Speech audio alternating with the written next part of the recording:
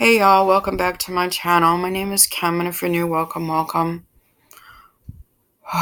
in pain. I'm in a lot of pain. It's not from the fibromyalgia per se.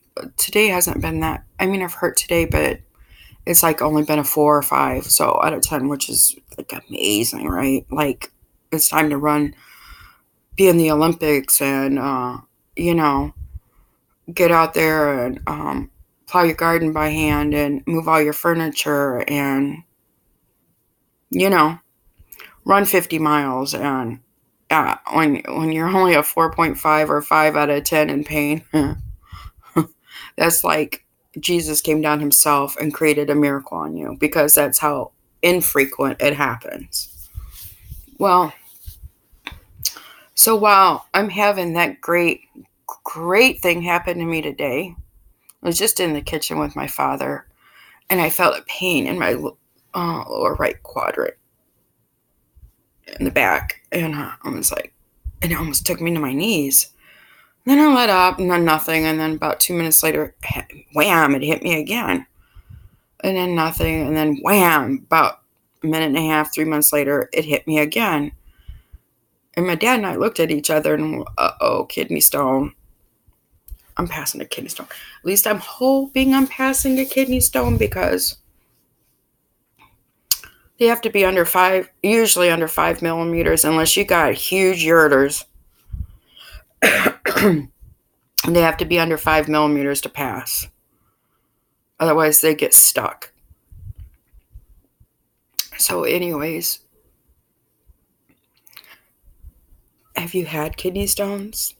Has any of you had kidney stones out there? Sorry about the hair on my shirt. Okay, listen. Kidney stones is not directly correlated with fibromyalgia, right? It has been correlated with Hashimoto's and Sjogren's. I don't know what else. Maybe even irritable bowel because of dehydration, right? And those two things, the Sjogren's and the Hashimoto's, are known side diseases of fibromyalgia. If they cause the disease, or the disease cause the fibromyalgia, it's like, which came first, the chicken or the egg, right? So, many ways, it is like, so they're correlated. These other two that I know of specifically, and those are specifically correlated with fibromyalgia. So are they related to fibromyalgia in a sense? Yeah, probably. If you didn't have the fibromyalgia, maybe you wouldn't have all these things, right? Who knows? Who knows? Only you will know when they find a cure for fibromyalgia. But let it be known, my friends, that's never going to happen in the United States. In the United States. I didn't say in Deutschland and Mexico, Francais. Who knows? Cure may already be there. They already might know the etiology of it. It's just in the United States, when the FDA and the big pharma get involved, cures are like, no, because that's taking money out of people's pockets, right? Anyways, I digress. I'm sorry. So anyways, the kidney stones. So how many of you have had them, right? What do they feel like? For females that have had children, it's going to be very simple. It feels like labor pains. And gentlemen, if you've had them, that's exactly what it feels like to have a baby, only you're creating this little itty bitty pebble and we're putting out a whole baby, right? Yeah. But that's what it feels like. You can have blood in your urine or not have blood in your urine. You can have microscopic or macroscopic, right? Sometimes I have both. You can have it with or without a kidney infection. Normally the urine starts to smell funny when you have kidney stones. It's because it's a buildup of the urea, right? So you can have it with a temperature or without a temperature. You can have them with a lot of pain or without a lot of pain. Mine caused me a lot of pain, a lot of nausea. There's two things besides pain meds that help. Well, the number one pain medicine that helps in the emergency room is Dilaudid. It's one of those drugs that works on kidney stone pain.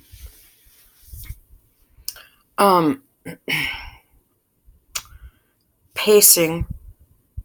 I'm in the early stages of my pacing back and forth and getting on your hands and knees and rocking back and forth, like you do in labor, right? That's what helps. That's the only thing that helps the pain besides pain meds. Now, there is a thing you can do to help your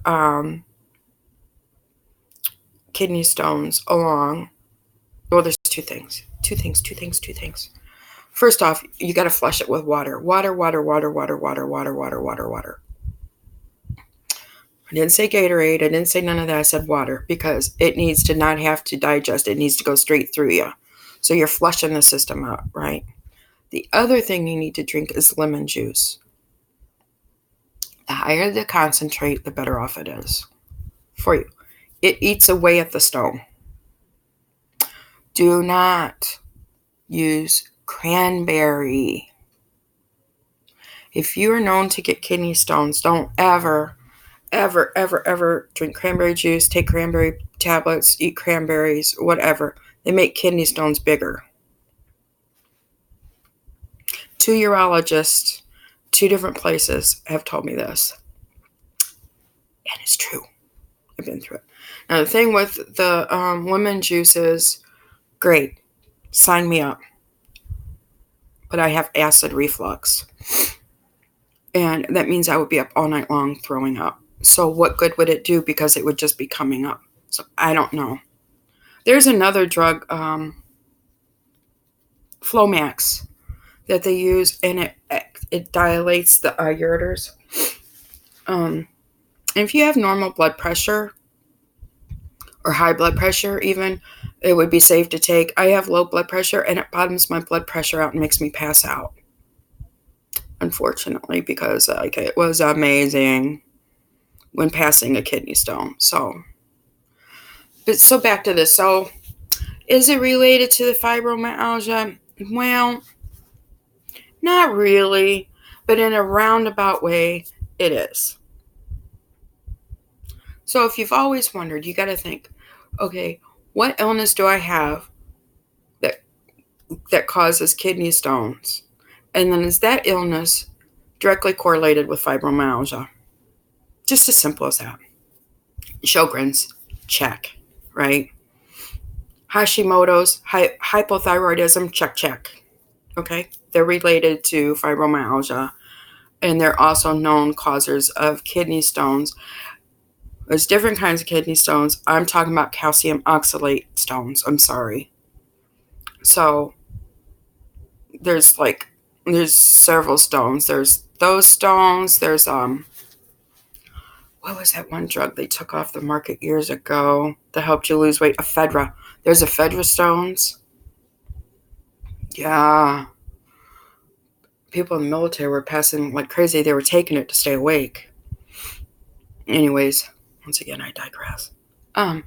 So that answers that question. But if you have kidney stones, if you suffer from chronic kidney stones, I'm really sorry. I feel you. When I say I feel your pain, do I feel your pain, right? So there's that. Well, this video is much shorter than any of my other videos. Yay!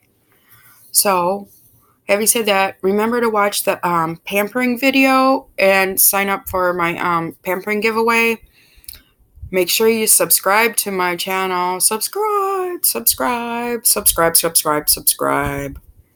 My God, I'm going to have to come up with a little ditty for that.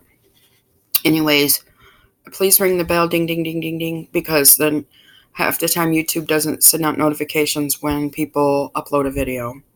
And that's true for people that have millions of followers. I don't know what their deal is. All right. Well, having said all of that, I'm going to take my little kitty stone butt to try to get some rest. And hopefully I don't end up in the emergency room to get a CT scan to see if it's too big to pass. They do an IVP, intravenous pyelogram, where they can tell if you're having back pressure basically on your urine, if it's backing up, because like if a stone's too big, right? But I just prefer that because they have to use the dye on that. I just prefer the CT scan and call it a day, and they can see how big it is, how to a certain degree, because they've been wrong on me. But they told me I had a little stone and they told me it was like 6 millimeters, and it ended up being 1.2 centimeters. Just saying. That's the difference between having a 5-pound baby and a 11 or 12-pound baby. See what I'm saying? So they can be wrong. All right, guys. Well, I'm out of here. I'll see you on my next video. Please subscribe, ring the bell, like, give me 2 thumbs up. Just smash that button and leave a comment. And stay well, my friends. All right. Bye.